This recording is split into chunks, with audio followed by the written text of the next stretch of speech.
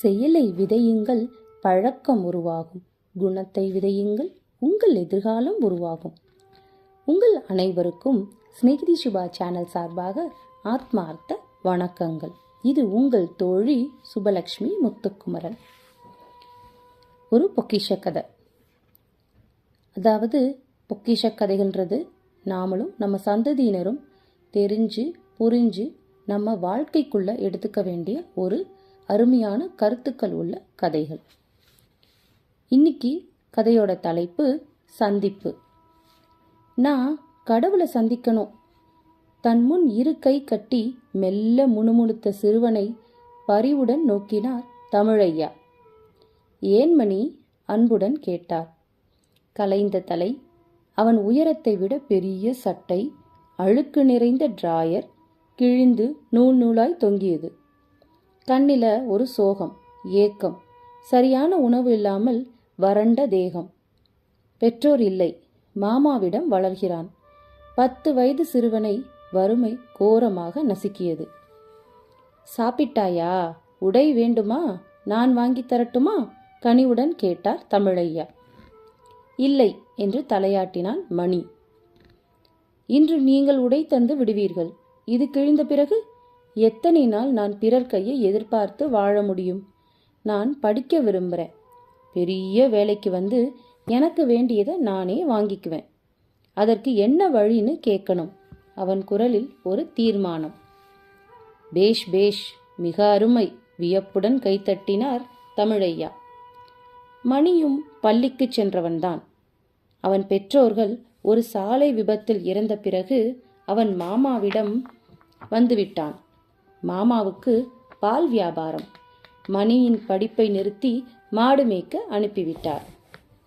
தன் வயதொத்த சிறுவர்கள் பள்ளிக்கு செல்வது அவனுக்கு ஒரு ஏக்கத்தையும் தாகத்தையும் கிளப்பியது.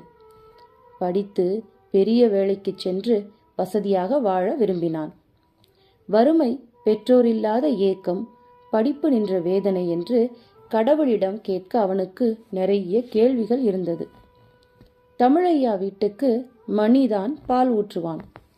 பணி ஓய்வு பெற்ற அவரின் பூஜைக்கு வேண்டிய வில்வ இலை அருகம்புல் மணிதான் கொண்டு வந்து தருவான். நிறைய படிப்பார், மற்றவர்களுக்கும் கூறுவார். அதை ஓரமாக நின்று கேட்டவன் தன் ஆசையையும் அவரிடம் கூறுகிறான் என்று புரிய மென்மையாக புன்னகைத்தார் தமிழையா. மணி அவரை சந்திக்க நீ சிரமப்பட வேண்டாம். மனதில் நம்பிக்கையுடனும் உண்மையுடனும் நேர்மையாகவும் நீ நடந்தால் கடவுளே உன்னை சந்திக்க வருவார். தலையை தடவி நம்பிக்கை தந்து அனுப்பி வைத்தார் தமிழாசிரியர். மணிக்கு அவரின் வார்த்தைகள் உற்சாகம் கொடுத்தது. துள்ளலுடன் மாடுகளை ஓட்டிக்கொண்டு அருகில் இருந்த மேய்ச்சல் நிலத்திற்கு வந்தான். போக்குவரத்து அதிகம் இல்லாத உள்ளடங்கிய கிராமம். அவ்வப்போது சில பேருந்துகள் பெரிய நகரத்திற்கு அதன் வழி செல்லும். தார் சாலையில் வெயில் அனல் பறந்தது. நீரில்லாத வாய்க்கால் மதகில் ஏறி அமர்ந்து ஆத்திச்சூடி சொல்ல ஆரம்பித்தான். கவனத்தை டமால் என்ற சத்தம் கலைத்தது. தாறுமாறாக வந்த கார் ஒன்று மரத்துல மோதி நின்னுச்சு. தூக்கி எறியப்பட்ட கார் கதவு திறந்து ஒருவர் பாதி உடலாய் வெளியில் விழுந்தார். மணி பதறி அவரிடம் ஓடினான். தலையில் அடிபட்டு ரத்தம் சட்டையில் வழிந்திருந்தது. ஒரு பெட்டியில் இருந்த பணம் காருக்குள்ளும் வெளியிலும் சிதறி அருகில் வங்கி அட்டை, பர்ஸ், அவர் கையிலும் கழுத்திலும் தங்க மோதிரம், செயின், கடிகாரம். மணி அவசரமாய் அனைத்தையும் சேகரித்து பெட்டியில போட்டான். பாட்டிலில் இருந்த தண்ணீரை அவர் முகத்தில் தெளித்து மெதுவாக அவரை நிமிர்த்தி உட்கார வச்சான். அவரால் இயல்பு நிலைக்கு வர முடியல. அதிர்ச்சி, அரை மயக்கத்துல இருந்தார். மிதி வண்டியில் வந்த ஒருவரிடம் தகவல் சொல்லி அனுப்ப தமிழையா 2 ஆட்களோட பதறி ஓடி வந்தார்.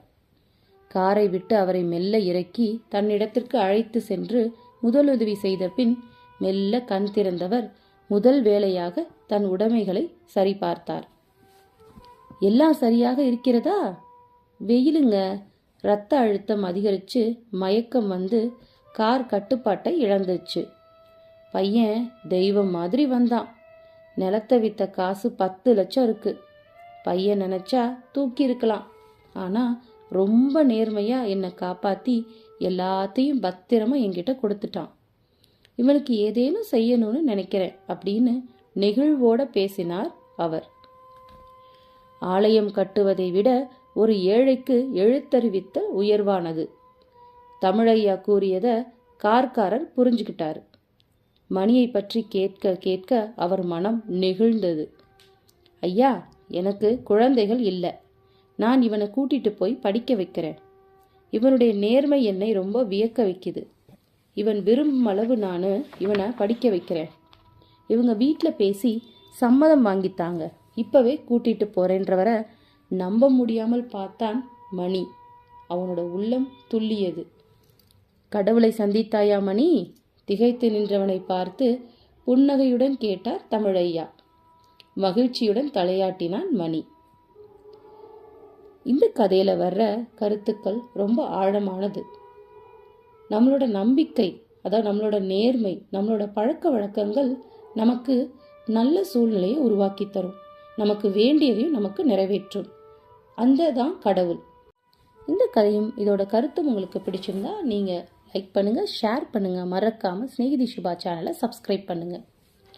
நீங்கள் யாருக்கு ஏதேனும் உதவி செஞ்சுருந்தா எங்களுக்கு கமெண்ட் பாக்ஸில் பதிவூட்டம் பண்ணுங்கள். இந்த மாதிரி கருத்துக்கள் மற்றவங்களை உதவி செய்கிறதுக்கு ஊக்குவிக்கும்.